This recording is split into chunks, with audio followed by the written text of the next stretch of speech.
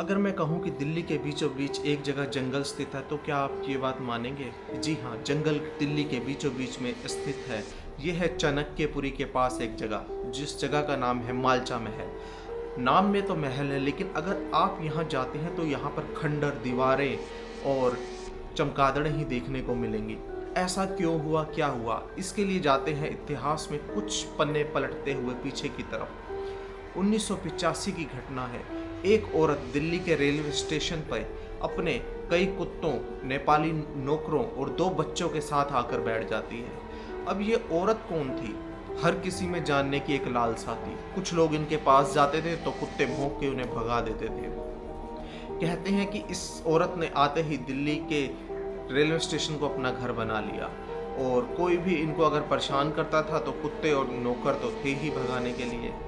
अब इन्होंने एक मांग करी कि हम तो अवध में लखनऊ के नवाब के वंशज हैं, तो अवध के अगर वंशज हैं तो हमें रहने के लिए जगह दी जाए, और हमारी जो जगह है वो सरकार ने छीन ली है अंग्रेज़ों के समय में। अब ये बात बढ़ते बढ़ते बहुत बढ़ गई। इस स्टोरी को कवरेज मिलने लगी। कई मीडिया चैनलों ने इसको कवर किया, कई अखबारों ने इसको उस समय कवर किया। तो उस समय मीडिया चैनलों की कवरेज होना ही बहुत बड़ी बात थी। इसके साथ ही इंदिरा गांधी को जब इस बात का पता चला तो उन्होंने इनको एक महल दे दिया। इस महल का नाम था मालचा महल। अब इस महल में वे लोग आ तो गए, लेकिन आने के बाद असली कहानी यहाँ से शुरू होती है। कहते हैं कि इस महल में बहुत सी आवाज़ें आती थी, भूत प्रेतों की, चुड़ैलों की, पिशाचों की, और रात को रोने में किसी की आवाज़ें आती थी। लोग इस महल के आसपास आते थे, लेकिन महारानी बेगम विलायत उनको आने नहीं देती थी। अब बेगम विलायत को जैसे ही ये महल मिल गया था, वे अपने 2 बच्चों के साथ, नौकरों के साथ और कुत्तों के साथ यहाँ पे आ गई थी।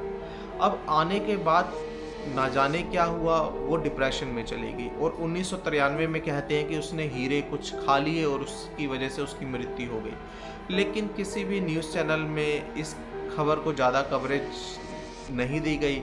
ज़्यादा कवरेज ना देने का क्या रीज़न था, ये तो कुछ समझ में आया नहीं। और इन लोगों ने खासकर मीडिया से अपनी दूरी बना ली। ये बिल्कुल ही अलग एक वीराने में उस महल में रहते थे। आज तक ये नहीं पता चला कि इन लोगों का घर कैसे चलता था, इन लोगों के पास खाने को कहाँ से आता था, क्या चीज़ होती थी, कुछ नहीं समझ आया। अब 1993 में जब बेगम विलायत ने हीरे खाकर अपनी जान दे दी, या जिस भी वजह से दे दी, तो उसको वहीं पर दबा दिया गया। अब आसपास के लोगों का मानना था कि इस जगह पे बहुत सारा खजाना दबा है।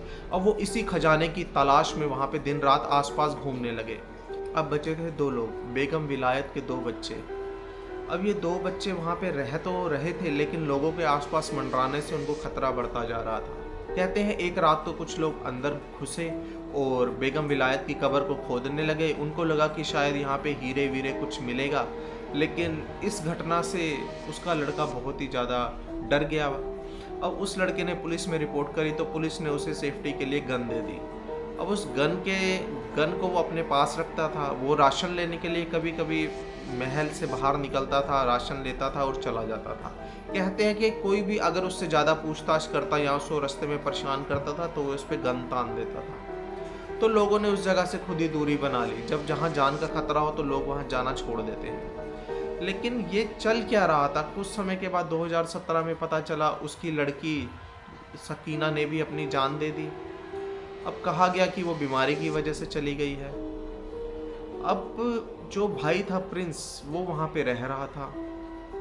अब भाई के रहते रहते वहाँ पे कई सारी अनहोनी घटनाएं होने लगी थी। लोग वहाँ आना चाहते थे, सकीना भी नहीं रही थी। अब वो अकेला डिप्रेशन में वहाँ बैठा रहता था। कहते हैं कि बीबीसी का एक पत्रकार था जिसने उनसे कनेक्शन बनाने की बहुत कोशिश करी, और उसी को ही सफलता मिली। उसने उनका इंटरव्यू किया भी, और उस समय सकीना जिंदा थी। तो उसने यही कहा कि अगर आप दोनों भाई बहनों में से आप पहले चले जाते हैं तो सकीना क्या करेगी? तो उसने बोला कि वो सुसाइड कर लेगी।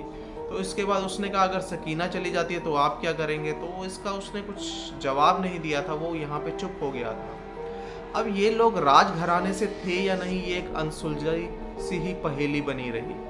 अब बहुत लोगों ने रिसर्च करा, बहुत सारी चीज़ें चीज़ें करी और धीरे धीरे इनके कुत्ते भी कहाँ चले गए कुछ नहीं पता चला। नौकर थे नेपाली, वो भी छोड़कर कहाँ चले गए कुछ नहीं पता चला। आज ये महल एक खंडर की तरह पड़ा है और कुछ समय बाद उस लड़के की भी मृत्यु हो गई। अब इस महलों में लोग कई घूमते फिरते जाते हैं, कुछ भूतिया स्टोरियां बनाने जाते हैं, कुछ लोग कहते हैं यहाँ पे भूतों की आवाज़ें आती हैं। कई साल पहले जब मैंने ये स्टोरी एक न्यूज़ चैनल में पढ़ी थी तो मुझे बहुत हुआ था कि आई थिंक उस समय जो टाइम चल रहा था 2012 के आसपास था, तो मुझे बहुत था कि मैं इस मालचा महल में जाऊं और उन दो बच्चों को देखूं कि वो कैसे लगते हैं, कैसे हैं। हर किसी में एक उत्साह होता है कि देखें कि कैसे लग रहे हैं कैसे नहीं। बट टाइम गुजरता गया, कभी वक्त मिला नहीं, ना ही वहाँ उस साइड कभी जाना हुआ। तो ये थी आज की स्टोरी मालचा महल की। आप लोगों को कैसे लगी? कृपया हमारे चैनल को सब्सक्राइब करें। धन्यवाद।